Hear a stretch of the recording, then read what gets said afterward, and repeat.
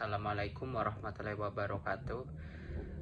Sebelumnya terima kasih kepada Ibu Lis Andriani HRSE MSI selaku pengampu dosen mata kuliah Hubungan Industrial.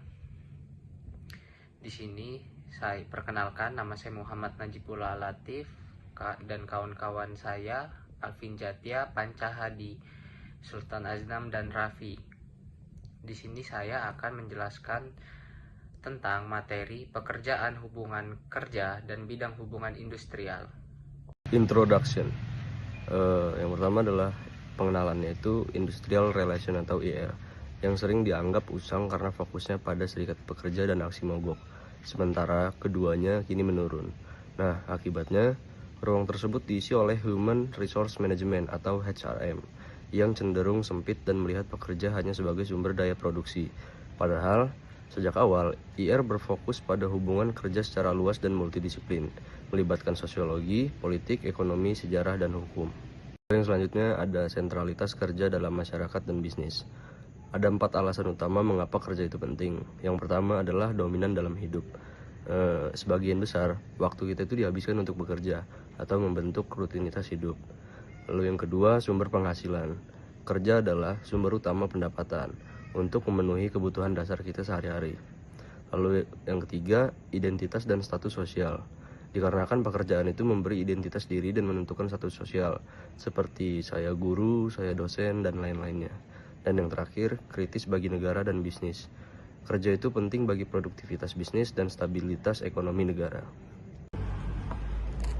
Baik, kita masuk ke bagian perspektif IR atas hubungan kerja.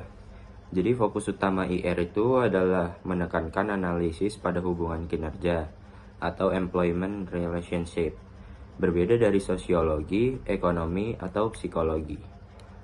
Di dalam hubungan kerja ini terdapat 3. Yang pertama itu indeterminacy, inequality, dan juga dynamic atau konflik dan cooperation. Baik, slide selanjutnya kita mempelajari pekerjaan dalam masa transisi. Jadi makna ganda istilah employment in transition itu sendiri menunjukkan besarnya perubahan dalam pekerjaan, sekaligus krisis tentang bagaimana cara terbaik mempelajari perubahan itu. Di dalam ini terdapat 4. Yang pertama itu kritik terhadap bidang industrial relation atau IR. Yang kedua, pergeseran fokus penelitian dan kebijakan. Yang ketiga, perubahan dalam pendidikan yang tinggi. Dan yang keempat yaitu klaim yang muncul. Selanjutnya ada perubahan dalam pekerjaan, ketenagakerjaan, dan regulasi. Jadi pada bagian ini akan membahas bagaimana dunia kerja berubah, apa penyebabnya, dan dampaknya terhadap pekerja, serikat, dan serta regulasi. Nah, poin-poin dalam hal ini yaitu ada partisipasi pasar tenaga kerja berubah, restrukturasi ekonomi dan pekerjaan, globalisasi dan investasi internasional, perubahan organisasi, menurunnya daya tawar kolektif, dan implikasi sosial.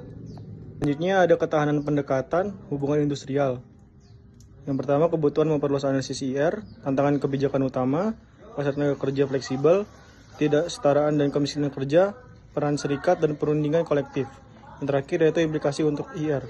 Nah, industrial relation masih punya daya tahan resilience dan tetap sangat relevan untuk memahami serta mencari solusi atas masalah kerja dan ketidaksetiaan di masyarakat modern.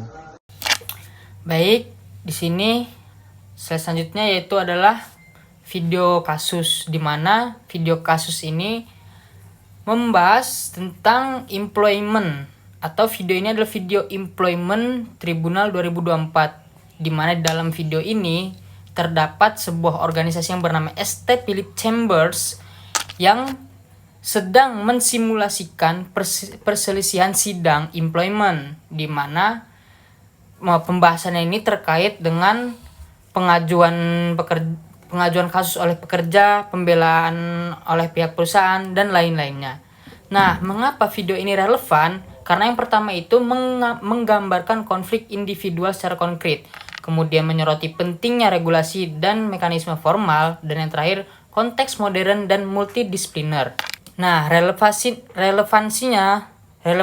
terhadap materi dalam bab ini, jadi relevansi video ini dengan materi yang sedang kita pelajari, yaitu Yang pertama, temanya pergeseran dari konflik kolektif ke konflik individu. Materinya hubungannya dengan video yaitu adalah konflik ditangani melalui kasus perorangan di tribunal, bukan serikat.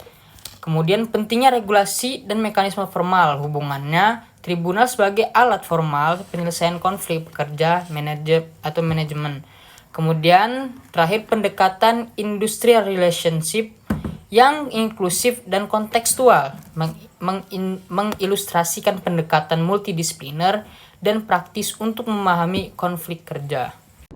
Jadi kesimpulan dari materi yang telah kita paparkan tersebut adalah kerja, pusat kehidupan sosial dan ekonomi, tetapi hubungan kerja bersifat timpang, tidak pasti, dan penuh dinamika konflik kerja atau kerjasama. Meski dunia kerja berubah cepat dan serikat melemah, pendekatan industrial relation tetap penting untuk memahami tantangan kualitas kerja, ketidaksetaraan, dan peran regulasi dalam masyarakat modern.